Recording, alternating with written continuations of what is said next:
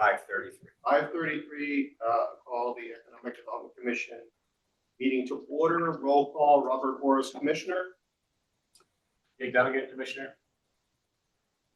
George Methanol, Commissioner. Excellent. Public communication. I do not have anything. See anybody in the audience? Not see anybody else that. Okay. Approval of minutes. Everybody have a chance to read them. Motion to approve. Motion to approve. Second. All those in favor? Aye. Opposed? Abstentions? So moved. Okay. Old business. Business outreach.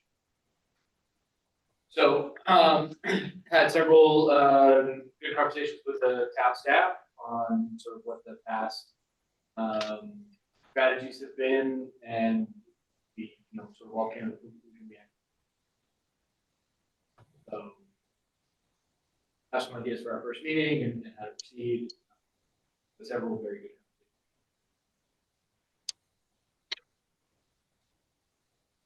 Basically, whatever you need. Energetic, excited to you lead it, and I'm your foot soldier out there knocking doors, and I'm ready to start to fill in a lot of that. You guys put together a lot of great tools. And Joe's ready to go knock doors. We're talking about business outreach. Okay, so Jake's got up to speed on what worked in the past and what hasn't. Excited to get us out there connecting, with the 2024 goals. Yeah.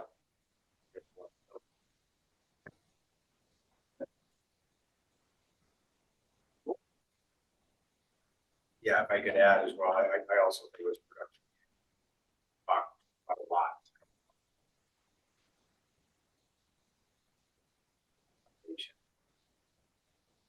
Yeah, and I appreciate you taking the time to do that rather than just shooting all over the sky. A lot of that, you guys have seen many commissions come and go and things that have worked. Some ideas, some great on paper. So anyway, so we'll pick it up when you're ready and do it.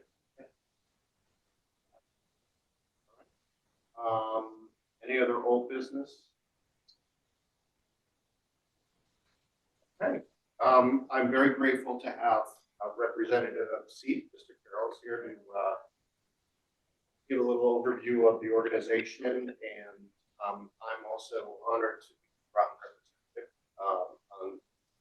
for SEAT, and I think Paige will touch upon later on. It's kind of a very timely thing for us to kind of get familiar with what's happening here in development, access, everything else, all of the business stuff. Take it away, sir. Hey, well, thank you very much for inviting me. I'm glad to be here. As Mr. Boris said, he's one of our newest board members, was recently appointed board of directors. Groton is also represented by retired. He's been on the board for quite a few years. Certainly have relied heavily on Mark. It's a good resource for SEAT. I look forward to working with Boris.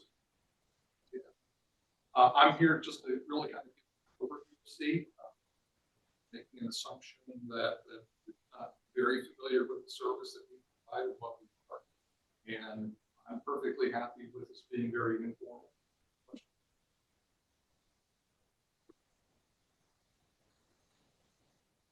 We have a quick little presentation here.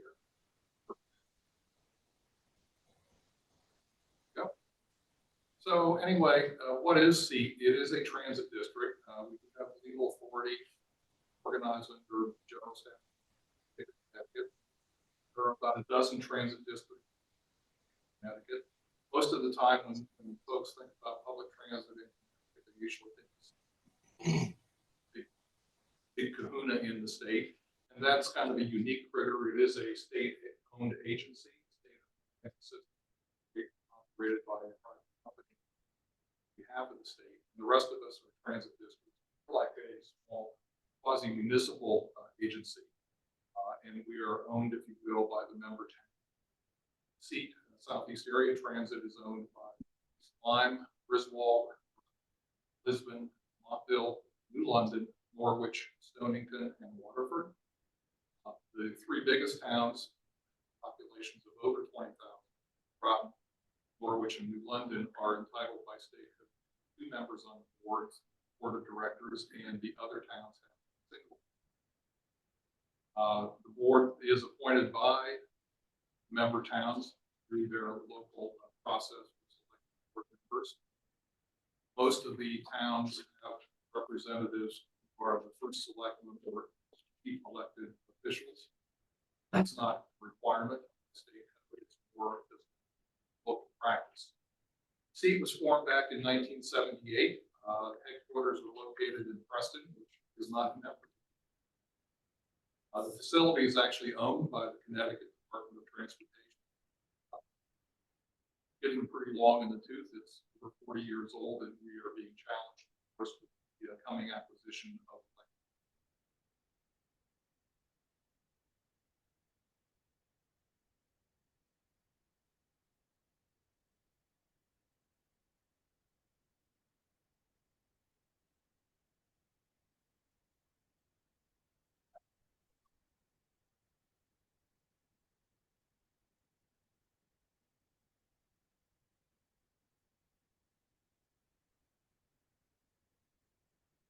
So how are we funded? We are funded with public monies, obviously. The lion's share of our operating assistance comes from Connecticut Department of Transportation. That's the big yellow pie chart. Well over 70% of our operating assistance come up with about 10% passenger fares balances. This is and then also recently a small amount of transit. Seat is a direct recipient of federal transit dollars. Our capital programs are funded entirely by the federal transit. So we'll top up about 80% cost of capital projects, and the state top up 20%. So the towns have a zero match for local. My transit experience. Most of the places I've been, there local, what I would call local dollars. State money is considered local. Our operating expenses, I really didn't get into great detail, but the bulk of our expenses, of course, are labor, benefits. We still require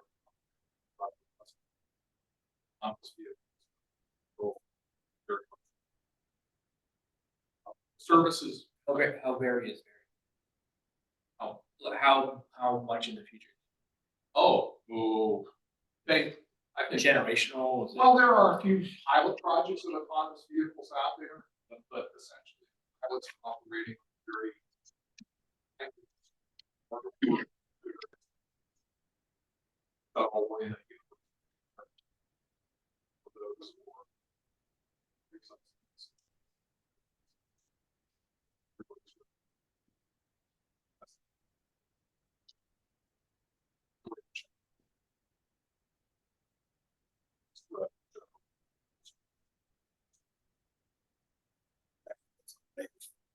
little further, they did China has a transit system now. They actually make tracks.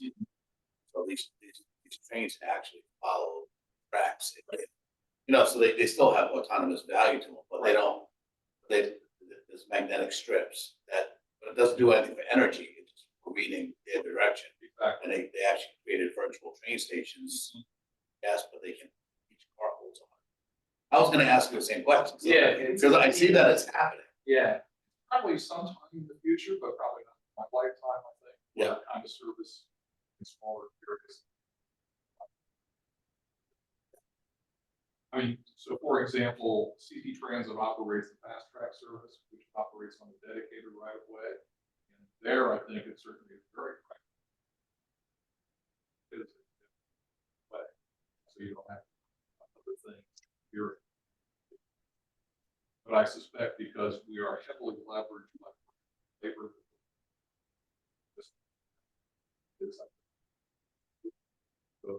a challenge. Side note, we are covered under a federal law 13C.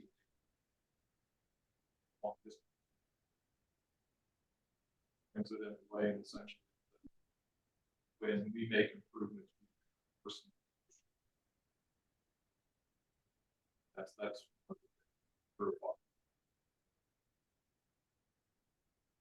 the services we provide are the bulk of our services historically is fixed route service.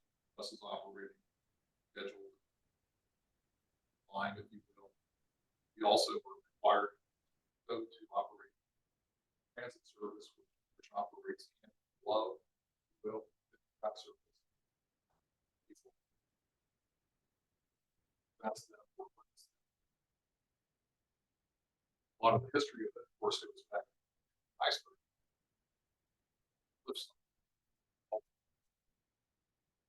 Lifts, but still, may not.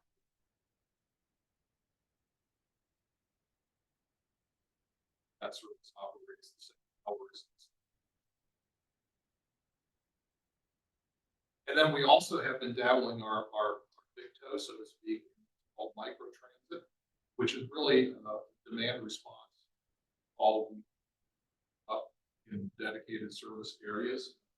Really nothing new, but it's been layered in a lot of software out there that allows people to schedule their trips at good times. So we have to download cell phone, trip and see vibes, etc. We started this service about 4 years ago in the town. Had a full fixed route line, locked up in Mystic, operating very effectively. Huntington talked about actually leaving and contacting with Uber. So essentially, Seat became the Uber for Huntington. Somewhat system, still provides great flexibility. And then 2 years ago, New London really wanted to do a pilot project in the city of London's smart bikes. That's 3 buses running within the town, city of London. Good news is the state wanted to actually expand microtransit options, so they launched a program C5 for a number of services to pilot project. One of those services is in. That's one of the pilot projects.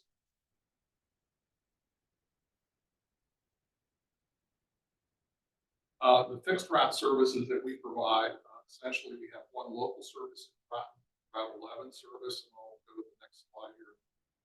And then we have services that kind of go through Groton. We have Route 1 person in London comes through Groton and continues to Mystic.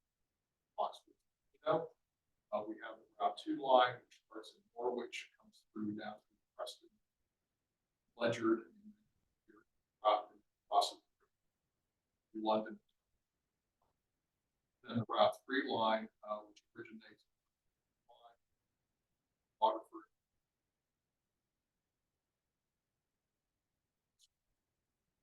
Those are the services that also provide level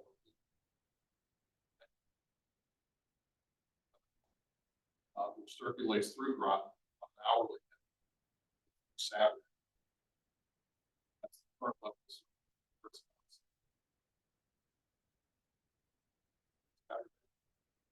We do hope to expand that service.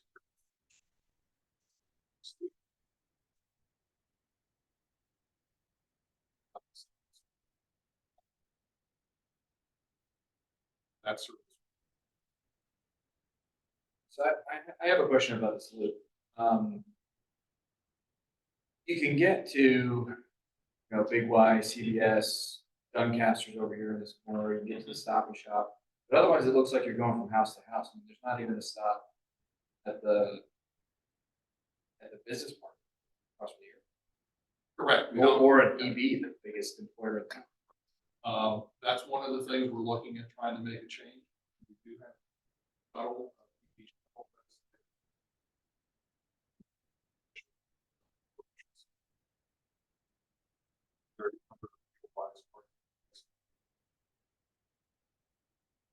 I would agree. Got an older study that was done, dust off and take a look at maybe reconfigure it around. Certainly open to hearing any suggestions. With the budget.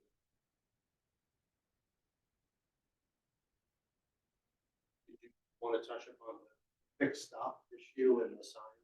So for years, in my existence, Seed has been operating a flag down system.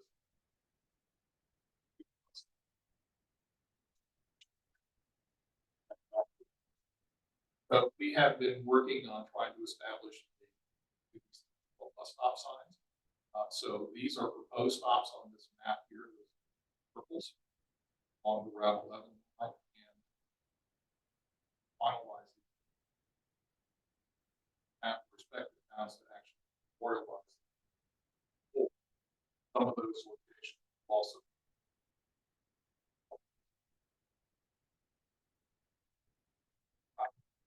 Most of them, we need to take a look and either replace them or others. Also, this group of others. The state has a statewide capital project that's launching to upgrade passenger amenities in the state.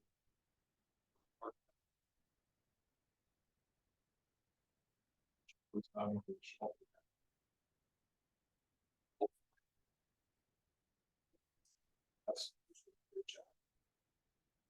So,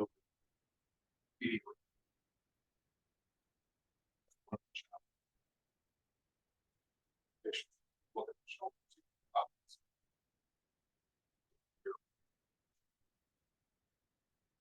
I don't want to get ahead of you. What do you know about your riders? Are most of your riders regular riders, like get on the bus every day at X time? Most of them are regular riders, and most of them smaller communities.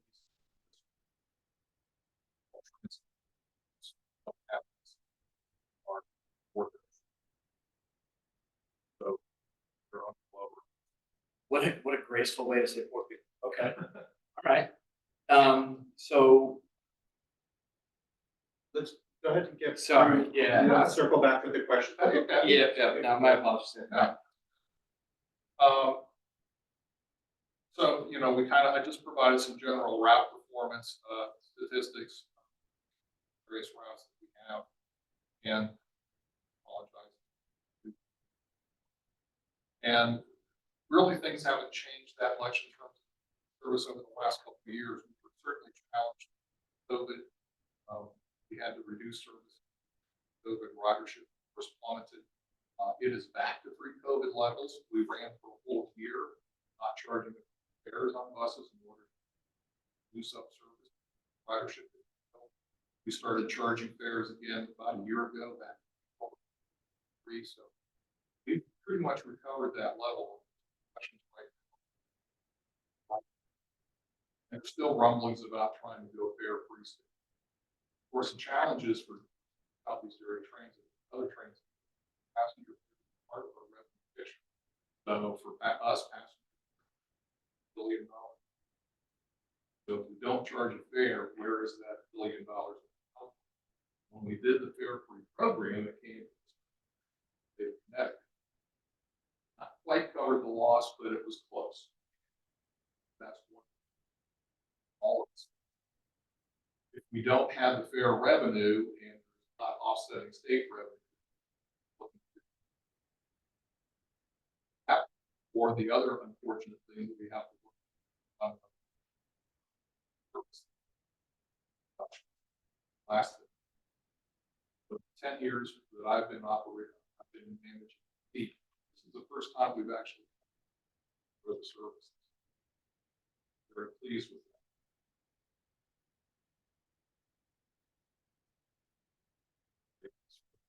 Challenge that we're doing.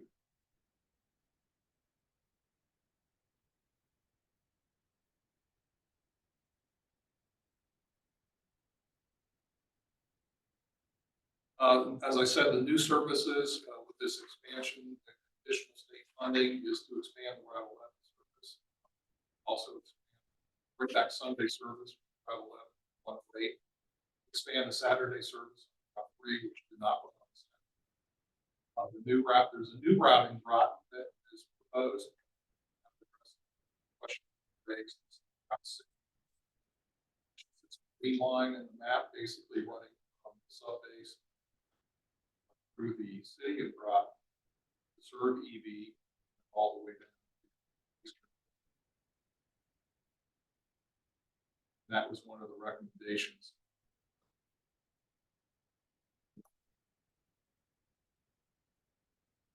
I'm going to add that service to it. Also, I mentioned originated. Do have some new service. Then the final leg of new service that we bring to Groton is basically over in the east. This is very preliminary, essentially providing transit service in the eastern Groton, which you're unserved, and then extend. The idea would be that we'd actually cross the river and then also bring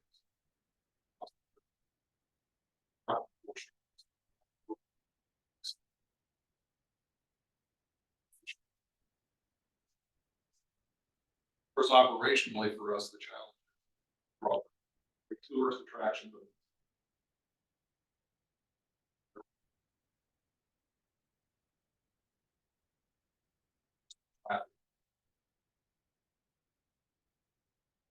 we're looking forward to adding the service, and this service is slated to run weekdays. It's a 2-year plan. Successful.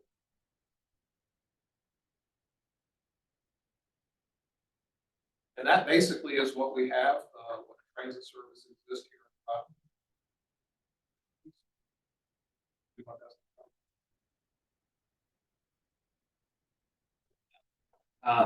What does microtransit mean? Microtransit is basically a marketing term, I think. It is demand response service provided with, the easiest way to think about it is sort of Uber operated. What is the vehicle? We are using small cutaway buses. Basically a body on chassis, 12-passenger vehicle. I've got 4 Ford E electric vehicle Ford transporter. We're also going to be using this very small 12-passenger. It will have a wheelchair. Do you have a sense of how many people are transit dependent that are using it? Is it as Oh, I would say easily 90%. easily 90%? Yeah. Okay. You're not seeing tourists. You're not seeing. Not a handful. Yeah. Going to we serve both casinos, so there's the casinos, but most of the casino traffic. How much do you know about where your Off the top of my head, I can't tell you that, but we do have some data that looks at origin destination.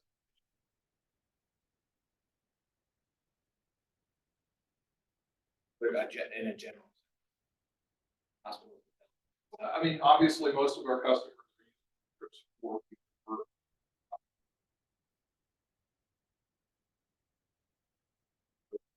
we do serve both Bacchus and so the London Hospital, Yale, New Haven, so,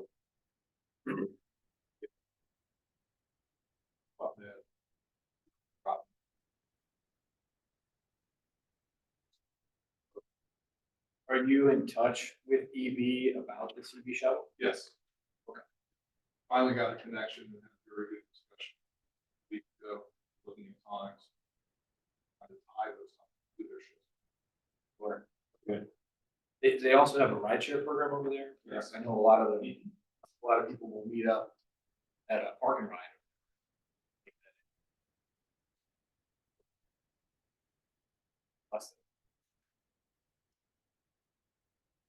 We would hope, and I'm also going to raise the question.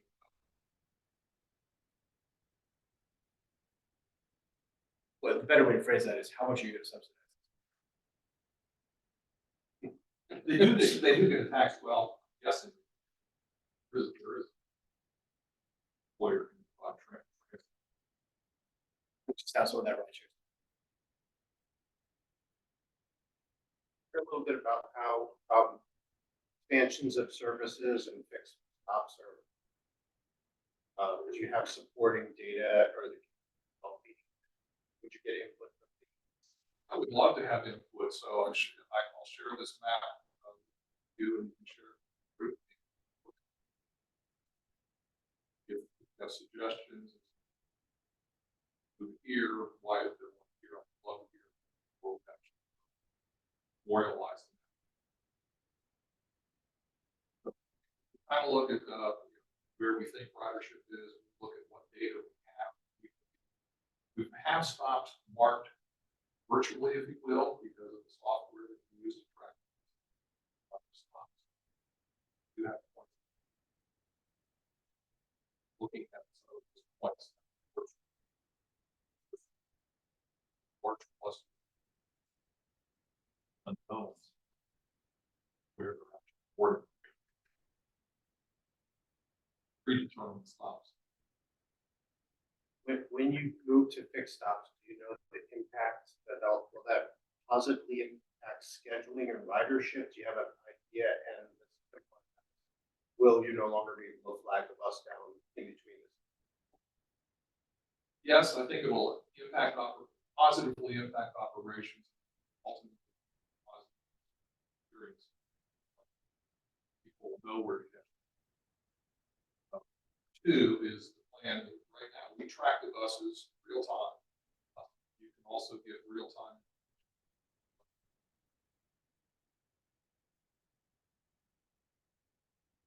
And the vision is that each stop does now actually. Post stop has a unique number. So we would number those stops. And if you're standing at the stop, you put that number into your cell phone. You get a real time bus.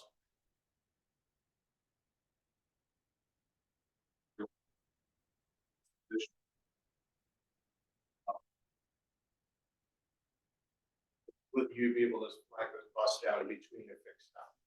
No, we would not. We would eliminate flag down. There may be some routes in some areas that we might flag down, but or kind of like routes that would not be the case. Operationally, one of the biggest challenges we have, like where an operator feels patients has to provide.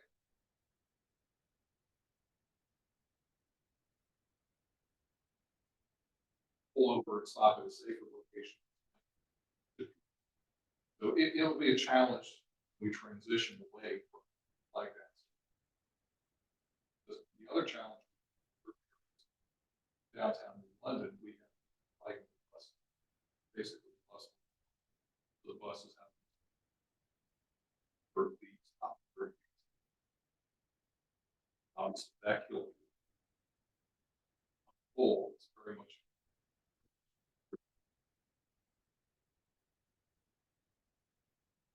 Is there a max distance?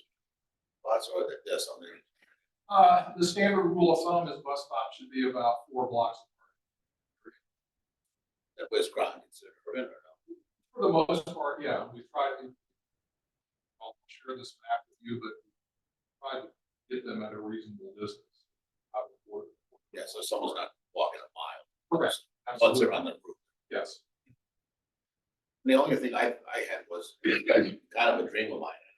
Probably don't target Forest, but to me it just makes sense if there was a summer out yard deal this thing, and really embracing it, make money off of it.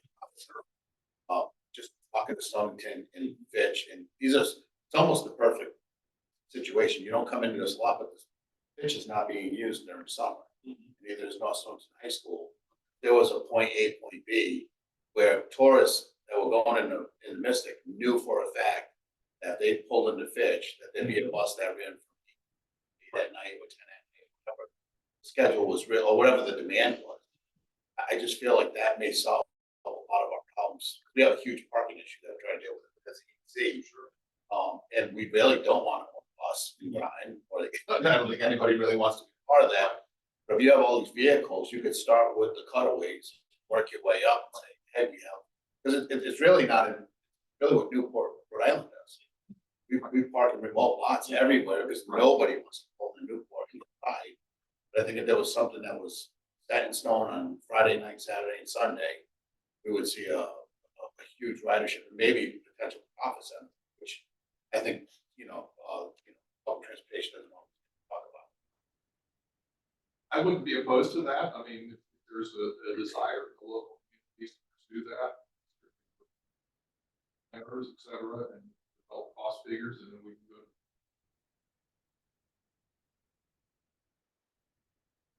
Just for a sense of scale, let's say it's a cutaway and a driver, 16 hours, so 2 man days per day. How many riders?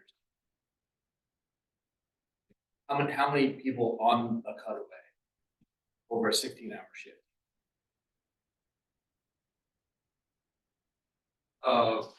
You don't live in that world. Like on a scale, They're usually short. I think that historically, they're always losing money in a sense. Yeah. And it's all subsidized. It's all subsidized. I mean, the fares currently system-wide cover about 15 to 20%. We have over 1 million. The system-wide. Yeah. Historically, the budget was somewhere around $7 million.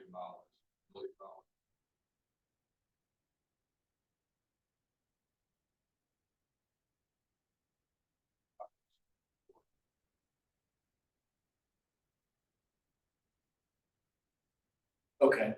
So how do you not Okay, so lose more money than you normally lose? So, so the chart that I have here about productivity kind of looks at saying, okay, what is the subsidy per passenger? Subsidy per passenger. Yep. It's one way of looking. But obviously, some routes are better performing.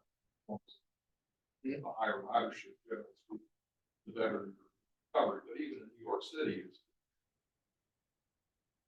their recovery. So nobody's making money by it. Obviously, we would like to all obviously routes, very not very productive. Political decision.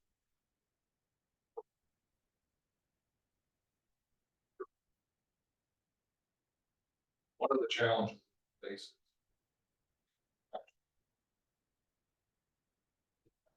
part of the marketing, like cost.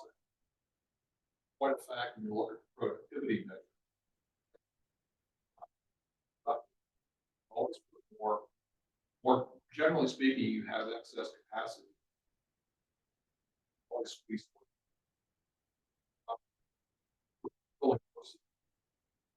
Micro transit, what happens? See the data. What happens with micro transit? Limited to 3 buses. Ridership. Don't add more buses.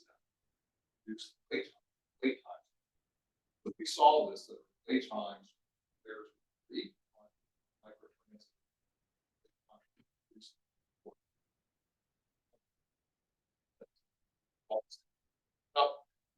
Responsive. How we start chart there. Ridership. Wait time.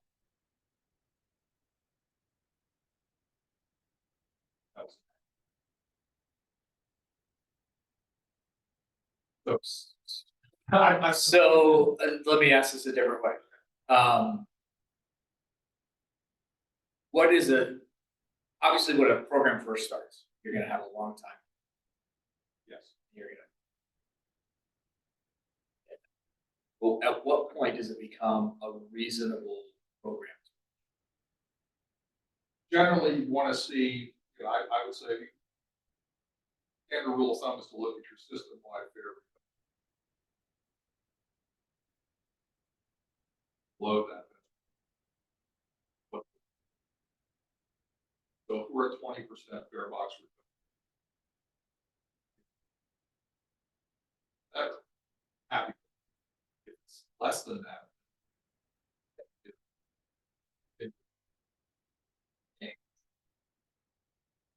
I think due to the revenue component, I think definitely get it. Pushing electric boat to sponsor, some of that. Their work is great. I think Joe touched upon something. I don't know if it's possible, but it would be fantastic to utilize some of that summer traffic and get the revenues in there by having reliable service in, and then you guys have the infrastructure, so you benefit the regular, I think it's a great idea. I also wanted to mention, we have worked with parking consultant for a couple of years, 2-3 years. And he's still working with, now he also works with Stonington. Obviously our focus is Mystic. So it's more than just where might a meter go. We've looked at all kinds of parking management solutions, and part of that is also what is the circulation. So I would suggest, if this is a concept that you're interested in, that we connect you with that consultant, because he actually does transportation, transit planning all through New England, Portland, Newburyport, Portsmouth, Newport, all over the place. So that would be, we could provide that data to you if you were interested in that concept. I think that would be. I would be, well, I don't have the staff or the bandwidth in our organization. This is deep data.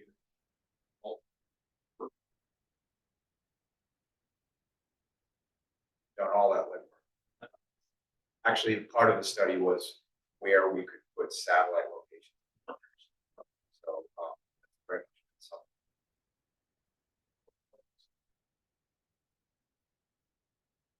The information.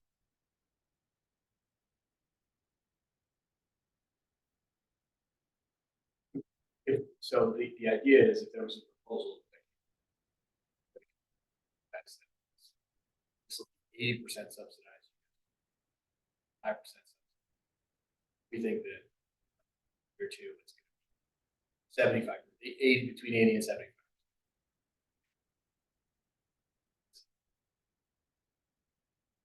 Yes, I mean, it would be a reasonable thing to do. Ultimately, fall back to how are we going to pay that basic subsidy? Where's that subsidy?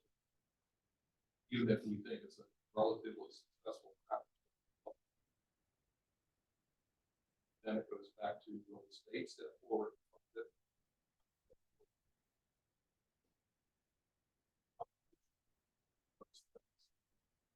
We are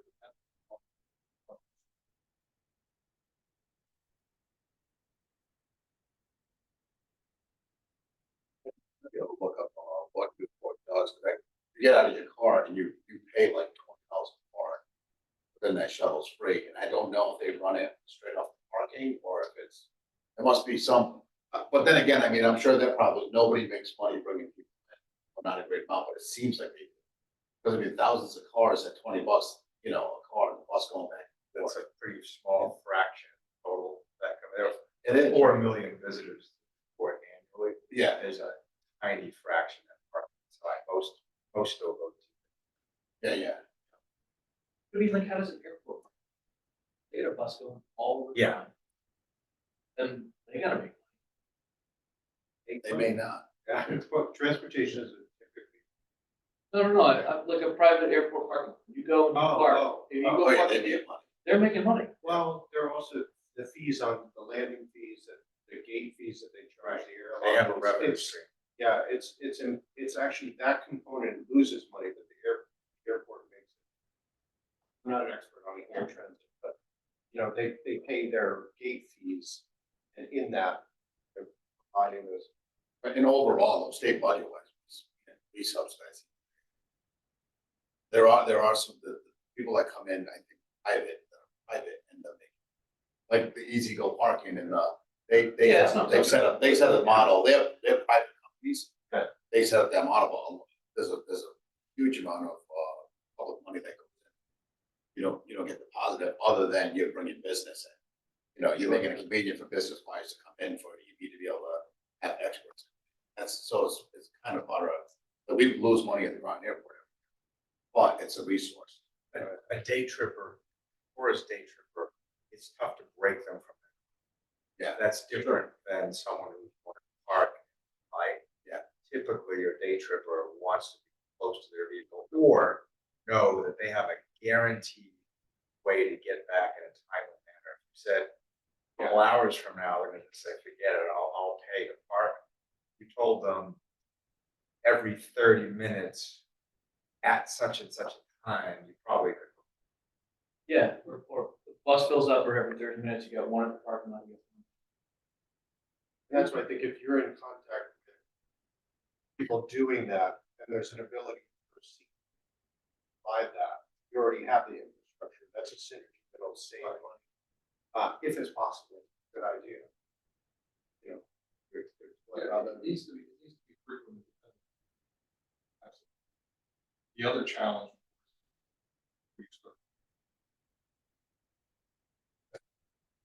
Bus has waiting. Yeah. That's the challenge. Well.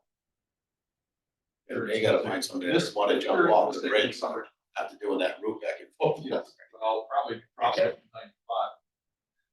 George, did you have any questions, George or Councilor McBride? Or we? I'm fine, thank you. Okay. Thanks. I'm all set here. Thank you very much. Is there still a state mandate for electrification? And how does that roadmap look? Yes, my understanding is, public transit agency, we want to receive state funding. 20% of the cost of the bus, we have to buy. Starting with this year. Plan, the hope is that the state will be fully electric. Now for C, we have a relatively new fleet. The oldest bus in our fleet, 2013, 2014 model. Buses are supposed to last 12 years, half a million longer. So those buses are. And eventually we.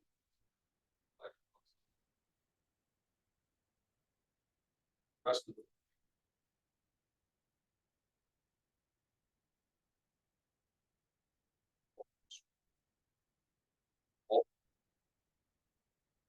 Our facility in Preston. Okay. For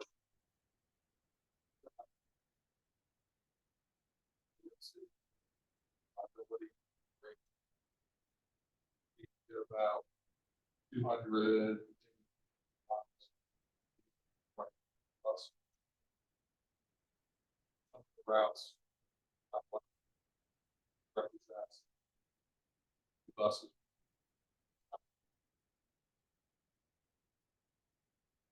The challenge with electric is you quite often are faced having to put another bus out there. Find a place. Provide supplement.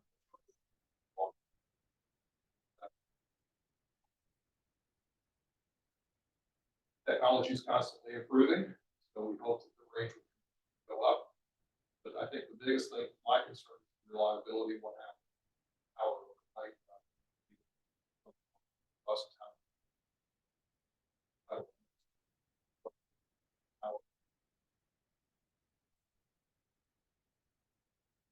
Trying to make sure that the long-term power. So that's one of the things we as an industry. Of course, an electric bus cost us about $5 million. Diesel bus right now is about $600. Got that costed. You said you have 4 smaller ones on Four order. transits. Yeah. Passenger vehicle. We're going to use those. That's our dipping our. Our facility can support that because it's no different than 5 first vehicle. So we've got 4 of those coming.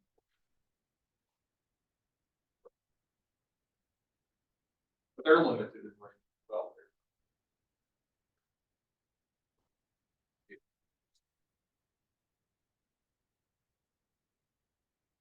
Anybody else have anything?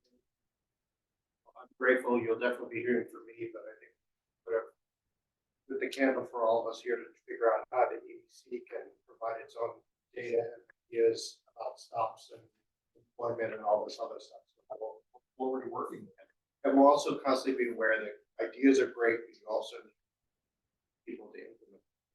Like I always say, it's spitball, like here's 700 ideas and everyone goes home next month. Like, did anyone do anything? So we'll try to put it together with like referrals, like Paige said, and like Joe brought up, like how we can synergize off of. I'm very grateful and lucky to have you. Glad to be here. Thank you. Need money more than. Right now, I need people. Oh, no, that's true. That's You true. know somebody that has a CDL, send them my way. Okay. And even the Liger Transit, you don't need a CDL. You need, Connecticut, they call it F endorsement, which is background check, which take the 8 weeks or longer.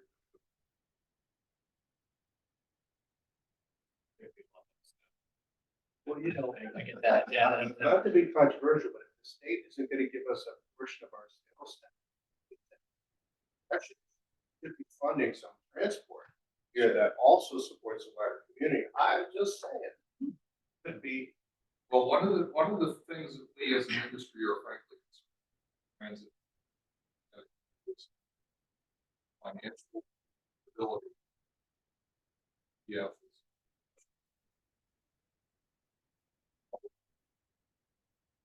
3 years ago.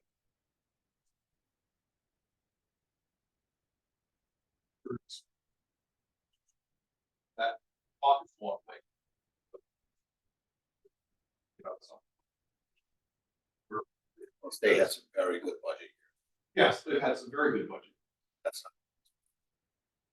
Every electric car that gets, every single electric car that gets registered and put on the road takes away from the, we only fund it. Don't with get gas one tax. told, don't get one. No, I know. Don't start one told. Right, we only fund it with, I'm just trying, I'm trying to see the future. We have 80% electric cars and no one. Yes. Right. Well, that's awfully That's tough the other to- challenge, yes. Gas will have to be at $500 a gallon, but I guess people will buy like. yes, we'll find out. Well, thank you very much. Appreciate it. All right, new business, we have, okay, the Eastern Connecticut Association of Realtors, moved that to March 27th.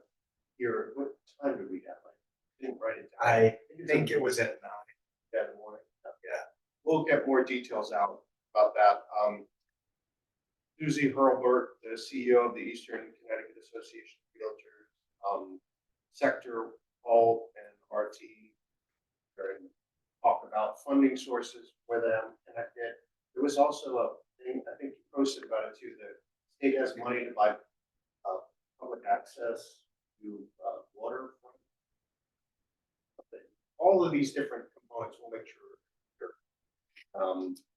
If there was some grant, allow that money, allow, I don't know if it's municipalities purchase access to what, anyway, the concept of this is we pushed it back so we can kind of clean up the agenda, add appropriate things, and he has the attention of the Association of Realtors, and it'll be great.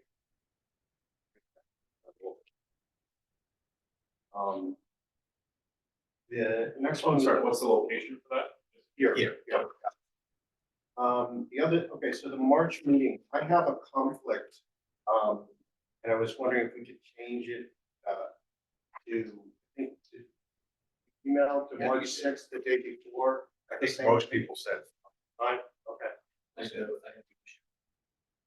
make a motion. Yes, that would be wise. Because for the cities. Oh, really? Somebody could show up. Yeah, we post the annual meeting agenda, so I think it would be wise to make a motion. Appropriately change. Make a motion to change. Second it. All those in favor? Aye. Opposed? Abstentions? So moved.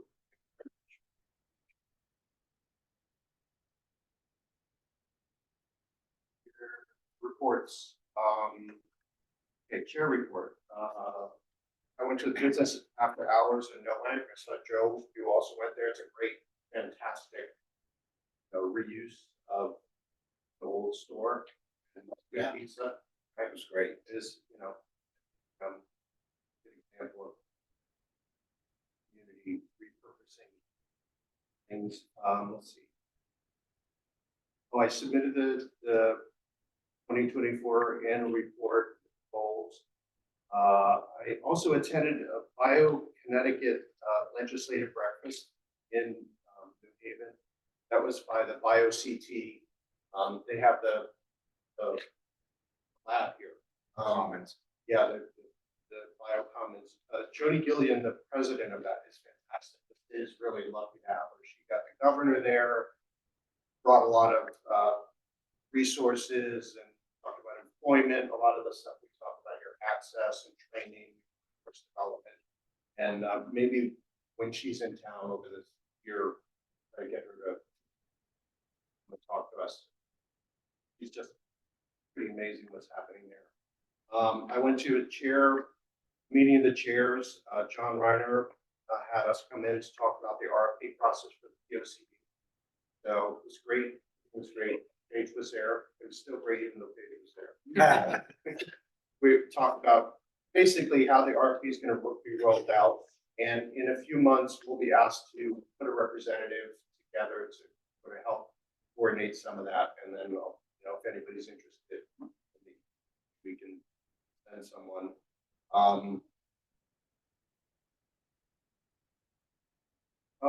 Went to the Blizzard Bash at the community center. Parks and Rec put it together. People had a table, talk about services and everything. And I spoke to them and I just said, we'd love to go. We'd love to have a table, talk to people, small business owners, sort of a little outreach and let people know the micro grants that we have, do a little more. I got that ball rolling in that. Yeah. Staff report. Okay. This afternoon, I actually received now from Berg. It pertains to town council and manager roles. So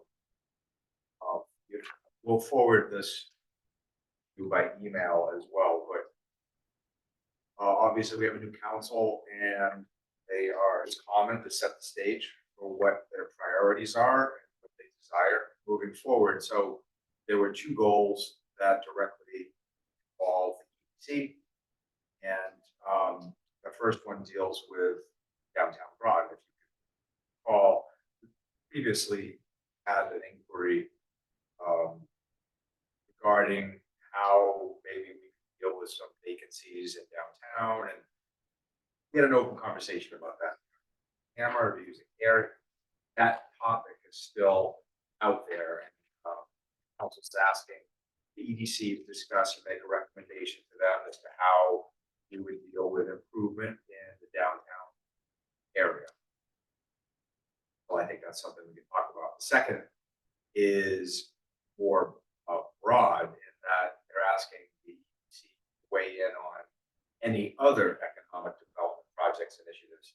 And you'll note, finally, that includes the expansion of the seat system townwide. So I think we've already begun that, but another example is expansion of the airport. Not necessarily that we're proposing an additional runway, but years ago we did have an airport redevelopment zone. So any of those topics, downtown, airport, seat, Mystic, all of that, I think council's asking at this point for the EDC to weigh in on key initiatives. And I did clarify with John that includes even the redevelopment of excess property that the town may have. We do have a representative, Bob's on that committee as well, but I think it's a good thing. The council's asking for EDC input on a number of issues.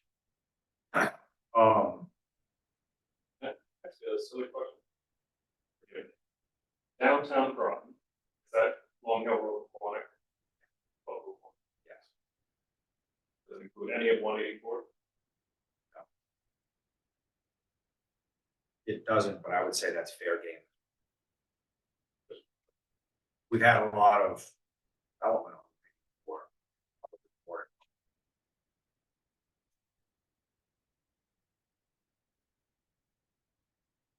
Exciting. As well. Last meeting, there was a vote to have the EDC basically get a paver, $250. Yep. And there was some discussion, Lauren had emailed Joe, and basically, you guys don't have this.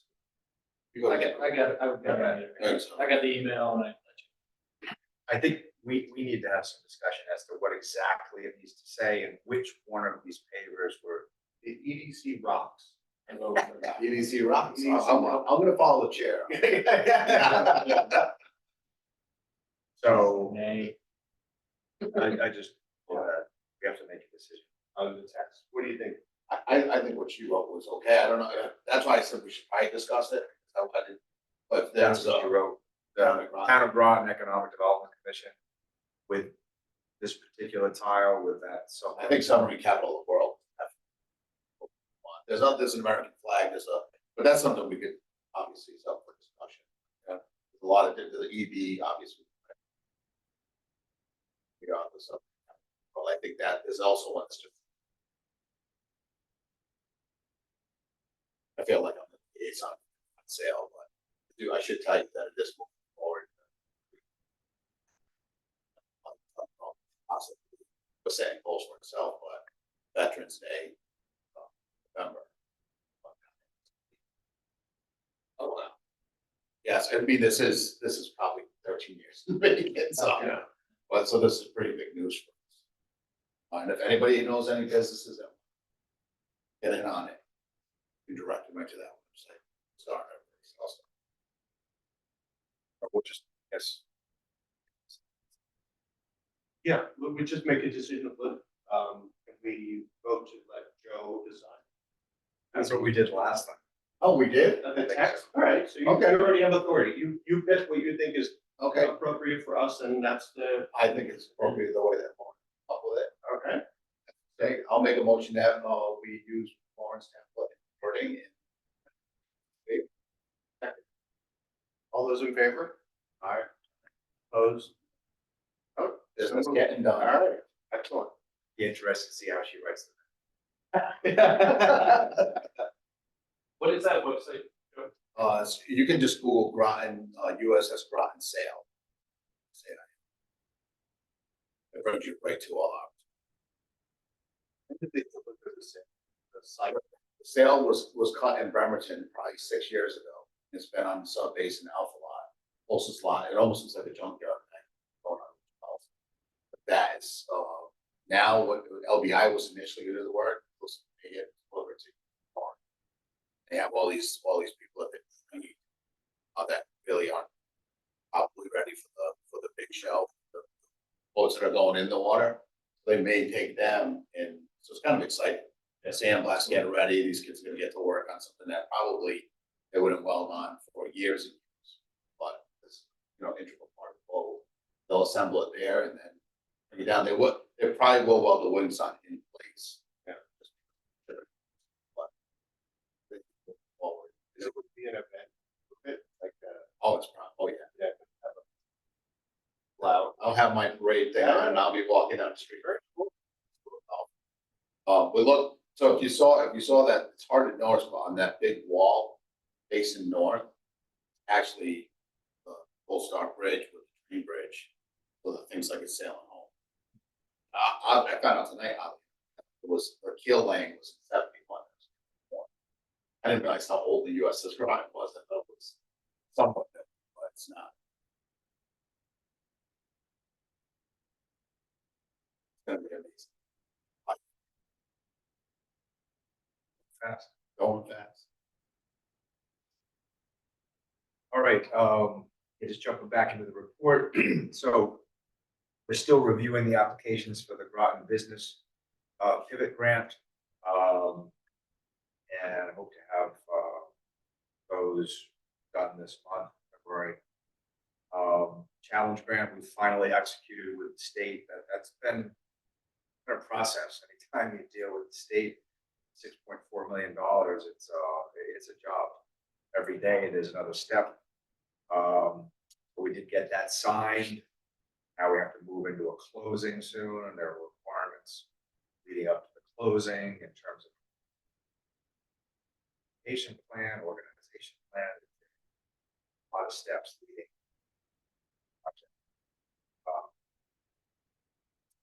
All right, I think the big one from my report is the Groton housing market study. So we did that back in 2021, and there were discussions from various people that the data needed to be updated. People actually had a hard time believing that there is this much demand for housing. They knew there was demand, this much housing demand, right? Or was it overly influenced by COVID somehow? Well, we did the update. You know what? Not only was the data valid, there's a larger demand today than there was in 2021. We are now distributing what I would say is, you know, the infographic, the data that is in your packet. We've intentionally tried to keep it as graphically riveting and concise as possible because people don't want to read data-rich products. So I think it's been provided to the council, it's being provided to boards and commissions. Just some of the highlights from that. The 2021 analysis found there was a demand between 3,000 and 5,000 units up to year 2030. The current demand now is over 6,000. So not only do we blow through the high end range, but we added to it. And previously, I think our vacancy rate was like 3.5% or so. Now we're under 3%, meaning there is far more demand than we have supply. We have no inventory, basically, and we have no inventory on any product, whether it's a car or housing. That's going to drive price of those available units sky high. That's on rentals. That's all also on ownership as well.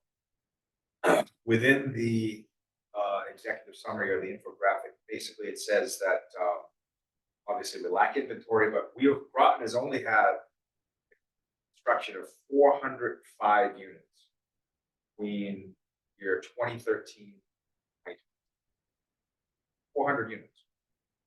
It really is nothing. In particular, it does a comparison to other communities that in theory are not growing like us, and we're below their production.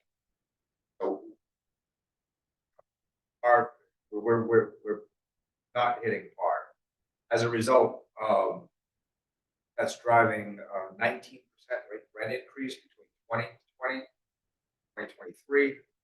Average rental cost now $1,632 a month, and also single family costs are about $350. So these numbers are going up as our inventory is low and demand continues. So I think those are pretty much the highlights. I would encourage you to look at that infographic, and that data will be used as we move into the plan. Yeah, and just one thing, this and the POCD that I think it's important. One of the, sometimes I hear people say, you know, electric boat, their need for job and housing isn't our problem. Look at this as electric boats, you know, or, you know, the major employers. What it really, what I encourage people to look at too is also us letting down the young people in our community by not having housing availability. We're sort of pushing them out of the area. It's one of the things that didn't really sit well with me when I hear these discussions about it. People that, you know, are not wanting to really look into where it would be appropriate, whether it's infill or downtown, to promote density and things like that. Sort of fluff it off as employers' problem and not, but we really got to look at it. You know, it's the community's issue. You know, we're trying to have opportunities here. All the the old POCDs, and I'm sure the new POCDs will talk about a sense of place for young people to congregate, be social. You know, it's kind of all of the boards and commissions. You know, we all have the obligation to figure out and put before the community opportunities for this to happen. So I think, I don't know, that I just want to take the moment because a lot of times we dismiss the housing study as not really something we need to act upon. But I think it is something that, you know, present ideas to the community where it fits. So Thank you. I'm obviously pretty passionate about it. People, they think because we have all these jobs here that our economy is doing. When 82% of our employers drive home every night, we're hemorrhaging money. At the same time, people will say, well, I want to Trader Joe's. Unless we can actually capture some of our workers, we're not going to drive the economy. So it is not just an employer problem, it's a community problem, and it's a huge economic. We could even capture a fraction of those that and every day to help us drive reinvestment, better retail, dining, shopping. I'd like to see part of the POCD, because I'm actually very concerned. Well, one of the things I've seen recently, 60 Minutes is special on it, but the housing that's actually available, that's large. Goldman Sachs is involved in those. They're involved in single family real estate. So I think I would love to have metrics in Groton, how many actually corporate units, and then maybe some of these apartment buildings we're putting up aren't actually condos, not so much. I think you build wealth and you sense of place comes with people owning something. Although I do love the apartment model because there are a lot of kids that they're young and they don't want to buy something. I think there needs to be a mix of where these young kids can be able to buy, and almost maybe putting a moratorium on these monster corporations buying tenants. Or the problem is the inventory doesn't change, because if you Goldman Sachs, you really don't care if you lost money on one house. No one's paying for it, it's sitting empty, or there's not as much investment in the community. It's just another offset on their books. And I would just think that we have to. I saw the number. It was something insane. 60% of available units. When you take the condos, high rises and all that, obviously, but they're really starting to take a chunk of houses. In 30 years from now, if you think your kid's going to be living in a neighborhood with 30% of the houses owned corporately, they'll probably be renting. And that would be a fact. And that's just you know, part of the BOZ. I think we should address that. Yeah. Because it may not even be an issue here yet, but I know they said in Florida, an absolute, it's a huge problem. In Arizona, where all these people went right away, it's an opportunity and bought in. And I think we're probably being viewed the same way currently. You know, we're a very robust market right now, and it seems like we've been for a long time. Maybe we should just make sure that we don't end up in the same hole that, you know, these other communities did. I know they regret it now, that you hear that. I have a friend that's renting down in Florida for $1,000. Whole family works and everyone's chipping in and doing it. It's called all units. You talk with politicians. That's a monster. You know, they're, but, you know, just food for thought. As part of the metric. and there's no reason we can't figure that out. Find out whether that who, you know, who's doing what and properly. Yeah, it's one thing if it's rental and it's not even affordable rental and it's corporate on top of that. And The money still leaving. Yeah. Money still leaves the way they was in. They're driving home, but instead of driving home and investing in their community, they drive to Groton. And they can't afford to go eat out because they're a lot of stuff to deal with. yeah. And a big year ahead of us. We'll solve all this. We'll get good transportation, get good people. Hey, we got the paper. I think that was one of our goals for 2024. It's already done. Moving on from housing. CEDIS membership, Connecticut Economic Development Association. We just renewed that as an organization. So I put the the link in there. Your names are provided to see this. So you're also members, have access to the portal, go to the events, training, education, etc. So a lot of, yes, staff.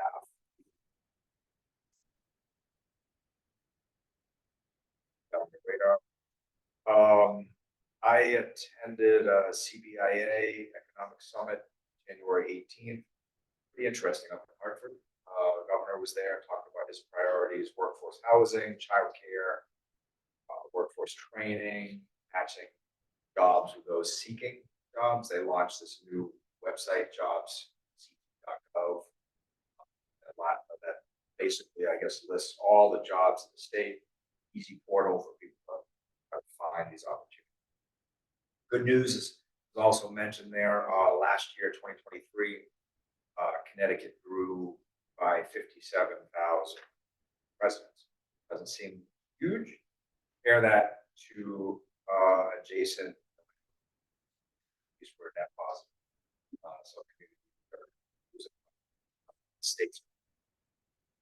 I'd also say we, for our economic development specialist position, Sam's job, we have applicants. We'll be doing it later. Hopefully get that filled. Then rounding out public property redevelopment.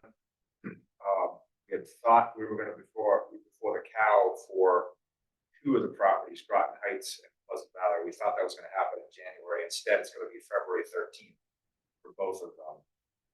Council has to approve the RFP. So if you're interested, February 13th, there'll be a discussion regarding these, trying to move along.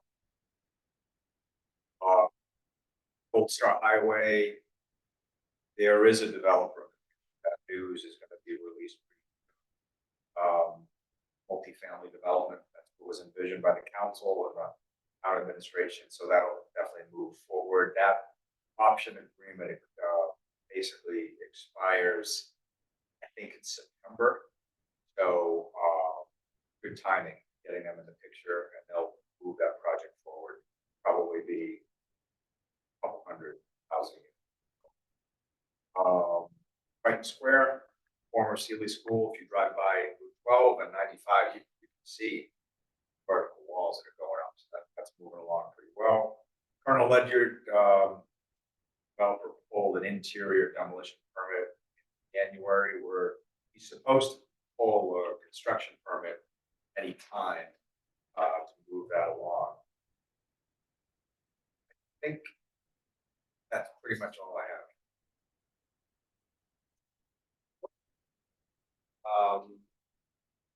Staff report, or sorry, liaison?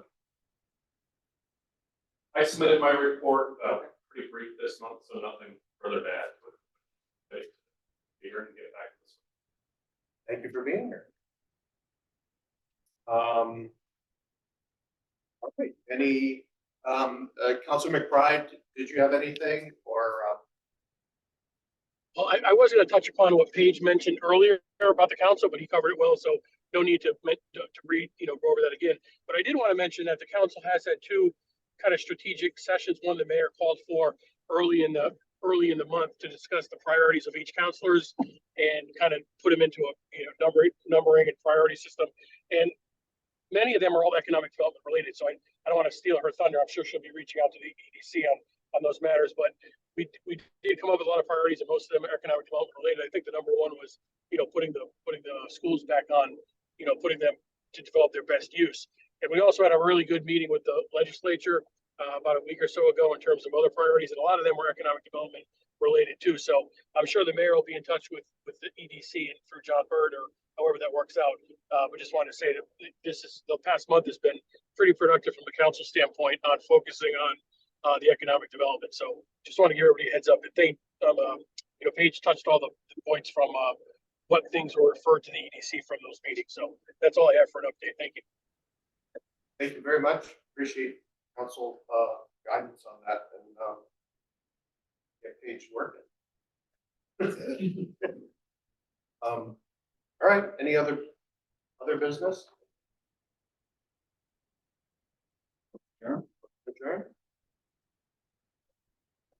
in favor? Aye. Opposed? Aye. Thank you. Meeting adjourned 6:49. Okay.